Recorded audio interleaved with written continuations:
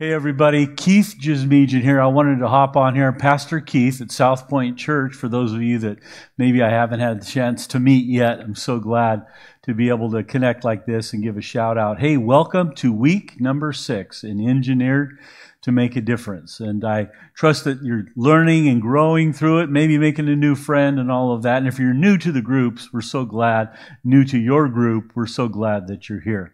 I wanted to do two things. One, I wanted to encourage you. We're using a verse, a theme verse, let's call it that way, that would help you understand that God really does call you to build yourself up. It's Jude, verse 20. There's no chapters in the book of Jude. Verse 20, it says, build yourselves up in the most holy faith. So different translations say build yourself up, and then another one says build others up. And which one is it? It's both. We should take responsibility to build ourselves up. We do that by doing what you're doing right now, connecting with other people and connecting with God and His Word.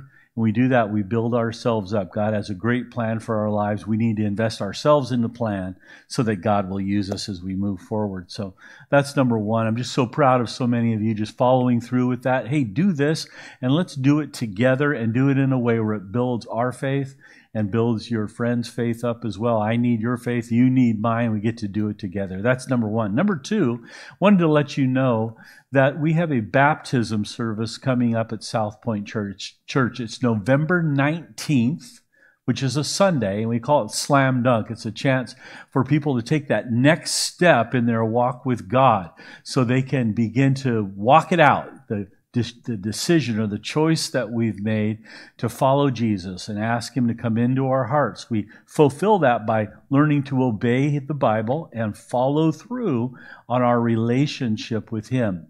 In the Bible, it says the next step after we make a commitment to Christ is to go through water baptism, and it signifies the transformation that's taken place. We go under the water. It's that the old life has now been buried in death, the same death that Jesus died for us, or the death that Jesus died for us. And then we come out of the water new in the newness of life that Jesus offers. So we say goodbye to the old and say yes to the new that God has for each one of us. So that, again, is November 19th at SouthPoint. There's some prep on your part to participate in it, and so I wanted to invite you. And I also want to extend the invitation to anybody who knows that you've become a Christian, you've asked the Lord into your life, but you really haven't been serving the Lord in the way that you live. Well, now's a good chance. This sacrament of water baptism is so very important because it is a public identification of a personal commitment that you and I make with the Lord. And so use this season to say, Lord, I'm going to do this. I'm going to begin to walk with you and take the time to focus, build myself up in the most holy faith, and learn how to do that. So I want to offer that to you. If you're even thinking about it, I'd like for everybody to think about that and prepare for it and prep for it. There is a half-sheeter that'll be floating around. Your leader in the group might have it. Your facilitator might have this. If not, you can go to southpointchurch.com, and you'll see right on the front page, go to events as well. It will be there, and all the information about the baptism and what you need to do to prepare and get ready for the 19th. We'd love to have you come. We'll dunk you in the name of Jesus and ask the Lord to begin to do great work in your life. It is the next step of obedience on your part.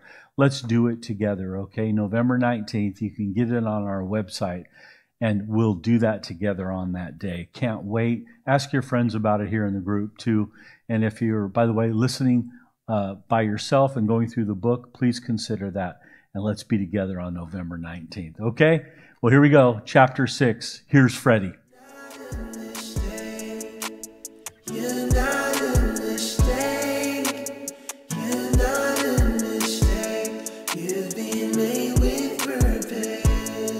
Hey friends, my name is Freddie Chibanda, author of the book Engineered to Make a Difference. You are designed for success and lasting significance. This video was made to cover chapter 6 of the book, which is titled, Can God Use Your Worst Nightmare to Design Your Blessing? As many of you guys already know, I worked at the jail, and this was the worst job of my life because I had to work with inmates and I was unable to speak English. These guys gave me the hardest time ever. They laughed at me every time I made a mistake in English. And so it was so hard for me to even just come to work, so much so that I wanted to quit that job every single day. Eventually, I realized I was broke. I did not have a choice if it is to come to work. But at the same time, I also realized these guys were locked up. They had nowhere else to go. And so we just had to make the best of the situation. And so what I did is I asked them to make a deal with me that they will laugh at me all they want. And I don't have a problem with that because they don't have entertainment, but at least they can teach me how to pronounce the word correctly so that I do not make the same mistake. And so that's how I was able to learn my English that I'm utilizing right now. This is the same English that I used to write this book. But here's the beautiful part about those stories, that when I started building this relationship with them, I started asking them questions that I really never asked before. The question to know, why are you here in jail in a country that gives you all kinds of opportunity? Why would you end up here? This is where they shared with me their struggle. They shared with me that they never had a father. The word father literally means source and sustainer. That means not only that you are the source of this life, but you ought to be also the sustainer of this life. That's where I realized there I was complaining that I was born in the Congo, where life was difficult, where I thought I didn't have any chance whatsoever, any future whatsoever. But yet I was blessed with parents, my dad and my mom, role models that taught me to put God first, to work hard, and to pursue to be a blessing to others. It's at that moment that I realized that God used the Congo to bless me, to design my blessing, to make me who I am today. While I was praying, if God was on my side, I should have been born in America. Little did I know that I could have ended up in jail, just like these kids who were born in America but ended up in jail. That was the greatest lesson of my life. This is where I realized that God can utilize your worst nightmare to turn it into a blessing. But the question that I had for myself now was, if God blessed me and God did not bless these kids who find themselves in jail, then God is still unjust. And so I had to work through this, start researching in the Bible to understand, why do God bless some people and not others? What I realized is that God blesses you to be a blessing. Look at Genesis 12 verse 2 to 3. You will see God speaking to Abraham. God called Abraham out of the house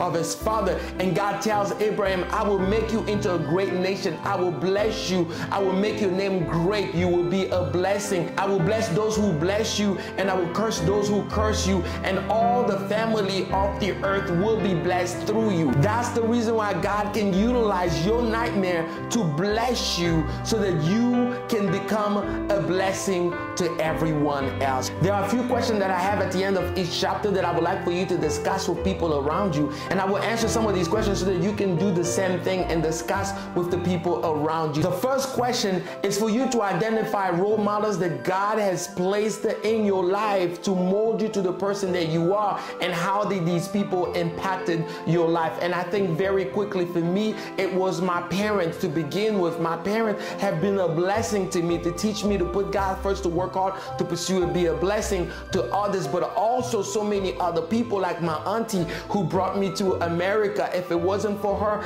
I wouldn't be here. The manager who gave me the job that I did not qualify for. There were so many people that have been part of my life that molded me to the person that I am. The second question is, what are some difficult experiences that God allowed you to go through so that you can become better prepared for such a time as this? And for me, the hardest situation that I had to go through was growing up in the Congo, in a place where there was desperation.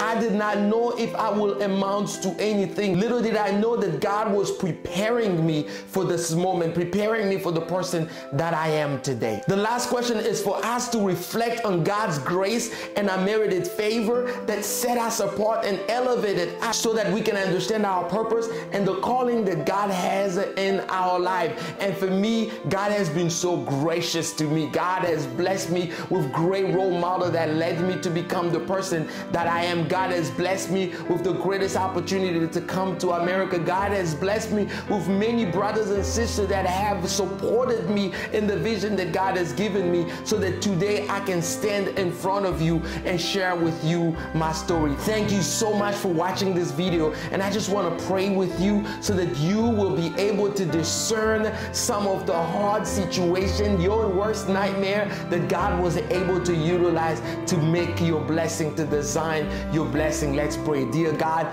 thank you for today. Thank you for your love and kindness.